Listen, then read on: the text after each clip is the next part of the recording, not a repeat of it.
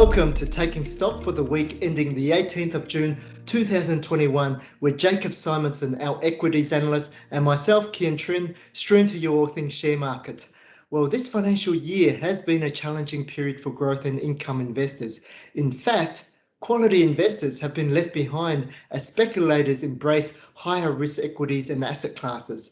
And a great example of this has been the rise of digital currencies, with Dogecoin rising by over 6,000% in less than 6 months. Now, Dogecoin was created as a parity to differentiate itself from all the other clone coins. But unlike Bitcoin, which has a finite supply, the supply of Dogecoin is infinite. Yeah, and this level of rampant speculation has also occurred within the equity markets with stocks like facial recognition software developer BrainChip, uranium explorer Paladin Energy, games retailer GameStop, mobile maker BlackBerry, or family mobile app company Life360, generating returns of over 200% for the year, despite having no earnings. History tells us that this kind of speculation tends to be short lived, and if earnings do not eventuate, these companies will require capital injections to survive. In addition, during November 2020 to March 2021, we've witnessed one of the biggest growth of value rotations in history. This is evident in the chart on screen, which shows the ratio of value stocks over growth stocks.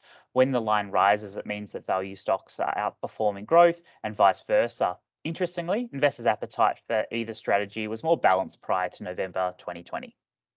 That's right, Jake. And a key driver for this has been bond yields, which really represent future interest rate expectations. As you can see on the chart on screen, bond yields have been in this consolidation phase from March this year, and recent weakness across the bond market has helped the recovery of our growth and income stocks.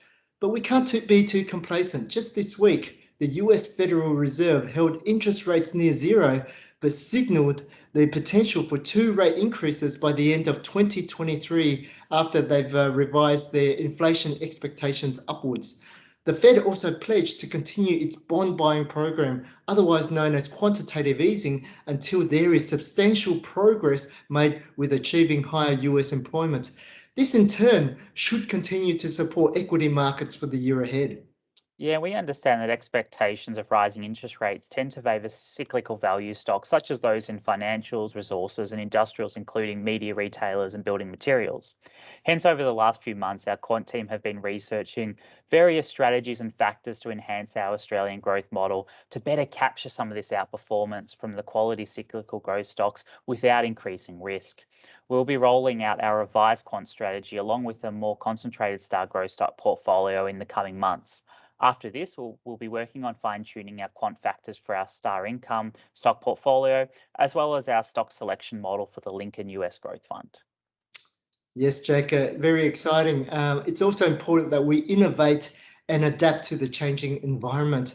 And within a portfolio, having exposure to cyclical stocks in a rising bond yield environment does make sense. But we need to be mindful that these stocks tend to be more volatile than traditional defensive growth stocks.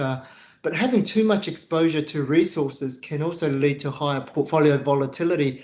We are wary that China's credit cycle has continued to roll over, and historically, this credit cycle tends to be correlated to commodity prices. And although this is unlikely to translate to negative returns for resources in the financial year ahead, it does mean that resource stocks are unlikely to generate the double-digit returns we've seen over this financial year. Yeah, and just this week, Kien, China did announce that it would release some of its national reserves of copper, aluminium, and zinc in the near term in order to stabilize soaring commodity prices. And this did lead to some price weakness in copper producers such as Oz Minerals, Sandfire, and even BHP. But we believe this short-term volatility with these stocks represents opportunity because we do expect copper demand to remain strong in the long term on the back of global movement to green energy production and also the move to electric vehicles. Yeah, and speaking about those cyclicals, another active risk we've been monitoring lies within the insurance space. With major storms and floods hitting Victoria over the last few weeks, there's been concerns that the rising claims could dampen the earnings expectations for Suncorp. Now, Suncorp owns brands such as Amy and also GIO, and insurers tend to set up internal budgets for these catastrophes. But Suncorp has already exceeded its yearly allowance of around 950 million, with its payout at 955 million at the end of May. Yeah, but fortunately for Suncorp and other insurers, they're protected from major blowouts by reinsurance, which is essentially insurance for insurers. The company mentioned that its reinsurance cover would kick in if claims exceeded $50 million in payouts for the event. The cover would cushion the negative impact on earnings and help with the stability of dividends for the coming year ahead. With only about 12 days before the end of the financial year, we're confident that Suncorp will be able to pay a fully franked dividend yield of around 6.7%. And this also explains why the share price has not been weighed down by these concerns. Longer term, there is potential for reinsurance premiums to rise, though this could be offset by lower than expected claim rates and improved investment returns as the economy recovers. And speaking about income stocks, Jake, one that had an update this week was Coles Group, who is beginning to win back market share, currently at around 27%. Now, Coles has a large presence in big shopping centres and metropolitan stores, and sales have been benefiting from the recovery in foot traffic at these major shopping destinations. And this differs to Woolworths and IGA because they have stores that are located more in the suburban neighbourhoods. Yeah, and as part of its growth plan, Coles has lifted its investments from 1.1 billion to 1.4 billion, and this represents increased investment in supply chain automation, tailored products to different communities, and improving the Liquorland store formats. The market tends to react negatively when management lifts expense guidance. However, in this situation, we feel an investment in the supply chain can result in higher earnings efficiency in future periods. Furthermore, Coles needs to maintain its competitive edge against Woolworths, who have also invested heavily to streamline operations, particularly in the online channel. And regardless of the higher capital spending, we still believe dividend expectations are achievable. Yes, free cash flows are likely to be constrained this financial year compared to last, but it still comfortably exceeds forecast dividends. The company currently trades on an attractive forward gross dividend yield of 5.4%. On the topic of food retailers, Domino's Pizzas, they recently announced the acquisition of Domino's Taiwan for 79 million. This is a small acquisition relative to the overall size of Domino's with a market cap of 10 billion and a total revenue of 2 billion. But as part of the deal, the company will acquire a network of 138 franchise stores and 19 corporate stores, and it allows it to expand its presence into Asia. Yeah, and the purchase price implies an enterprise value to EBITDA multiple of 16.5 times, and that's well ahead of the historic multiple of 9 to 11 times for prior acquisitions. Here, EBITDA means earnings before interest, tax, depreciation, and amortization. Although it is expensive, the size of the deal means that the earnings impact in FY22 will be marginal at most. And for earnings, if you have a look at earnings growth, the 17% lift in financial year 22 EPS, that's primarily driven by new store openings, with same-store sales attributing only 3 to 6% to growth. It's also positive to see short interest decline in recent years, and both the CEO, Don Mage, and Chairman Jack Cohen have quite a bit of skin in the game as well. Interestingly, this week, ResMed, a device maker to treat sleeping disorders, they experienced a strong share price rally. And the reason for this is due to its competitor, Philips. Philips had to issue a recall of 4 million sleep and respiratory care devices due to possible exposure to cancerous particles. Now, this announcement represents a near-term earnings catalyst for ResMed as the company now has the opportunity to expand its market share in the sleep apnea market. Yeah, and this news catalyst could represent a circa $500 million near-term opportunity for ResMed, which currently has 60% of the global obstructive sleep apnea device market compared to 38% for Philips.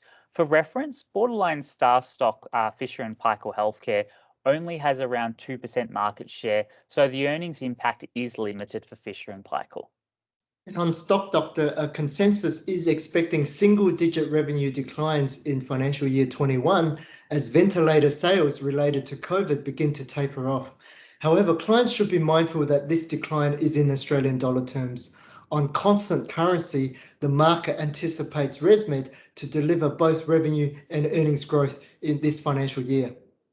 Yeah, and also over the week, REA announced the acquisition of a 34% stake in digital mortgage application platform Sympology. This follows on from a previous purchase of Mortgage Choice, allowing it to increase its home loan broker offering and guaranteeing shorter application times for mortgage applicants. Incremental earnings growth in future years is expected to come through this vertical by offering customers broker based services and online only mortgage brokering services. Financial services currently represents just over 3% of the company's total revenue. Turning our attention now to our corporate calendar, there are no star companies expected to report next week. However, PMV or Premier Investments does go ex dividend on Wednesday, the 23rd of June. Also, we have both AusNet and Westpac paying dividends on Thursday, the 24th and Friday, the 25th of June. Now, for those that are trend sensitive, the stocks that turned bullish on the SD Max, the Stock Doctor moving average crossover this week, included Jumbo Interactive and Rural Funds Group.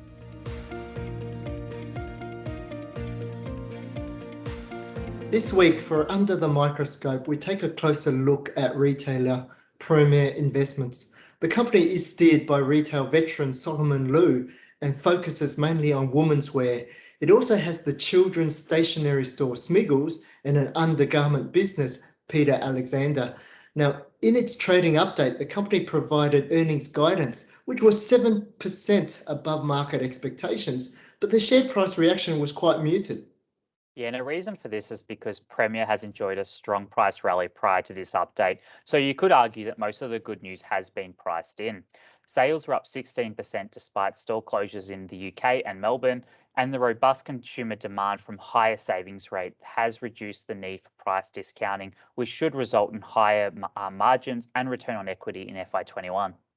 So, despite the positive trading update and expectations of higher earnings in this financial year, the muted share price response reflects the market's view that Premier is experiencing a period of peak earnings. The unwind of rental concessions and lower state government support for lockdown should see margins and profit levels compress moving forward. And this can be seen by the reduction in FY22 return on equity and EPS decline, and the reason we did not include its coverage as a star growth stock. Yeah, however, from an income perspective, we remain confident that the dividend distributions beyond FY21 remain sustainable. Despite the decline in FY22 EPS and rise in the payout ratio, Premier has a low level of gearing and a significant cash balance of 700 million. This provides a buffer against the cyclical nature of retail and ensures that there is low risk that the company would need to raise debt to satisfy commitments. Also, consensus anticipates free cash flow to lift in FY22 over FY21, which also adds to our confidence. Yeah, some good points there, Jake. Solomon Lew also has a substantial amount of skin in the game, holding greater than 40% of total shares on issue, and does not need to draw a salary. Instead, relies on the dividend income, which also underpins the sustainability of dividends.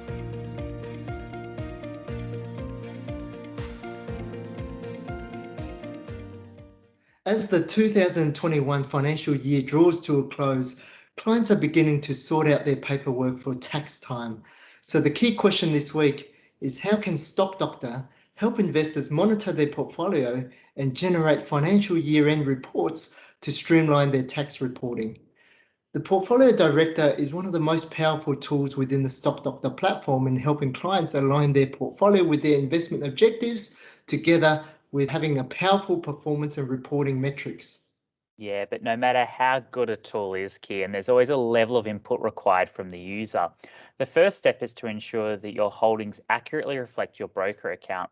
This can be accomplished in the trades and adjustments screen. Dividends are automatically generated by Stock Doctor, but it also pays, pardon the pun, to double check the amount is correct. Dividend reinvestments or DRPs can also be transacted here. And within the Reports tab, you can select the transaction log, which records all your transactions for the financial year. Also, the capital gains section will reveal any gains or losses you've made during the financial year, including the option to bring forward any capital losses from previous years as well. And this is quite important around tax time, as it can help clients quickly determine if they want to crystallize capital losses to offset against those gains made over the year. Yeah, and there's also a report on income which will be useful to understand the breakdown with your franking credits. Stock Doctor makes it easy by guiding you where and what to fill in on the tax return form by using the label reference. As for generating tax reports for your account, it is as simple as downloading the information with capital gains, income, and transaction log reports. All the data can be saved to either a PDF or a CSV file. Be aware of the date range you are requesting data for and select this financial year for the FY21 period. And as always, if you need help, please contact our support team who are always happy to assist. Okay, thanks, Jake, for your insights today. Thank you for having me on again, Kien. So the key message for today is to be wary of this highly speculative environment whereby fundamentals do not seem to matter. Many unhealthy companies with no earnings has risen significantly over the last few months. And although quality companies seem to be left behind, history has taught us that these companies will eventually prevail over the longer term. Also, I just want to remind our investors of our special offer to new members, friends, and families, which will end after the financial year. It's also tax deductible and numbers are strictly limited. And for existing members, there's also a referral bonus as well. Stay safe, everyone, and have a happy, healthy, and prosperous week ahead.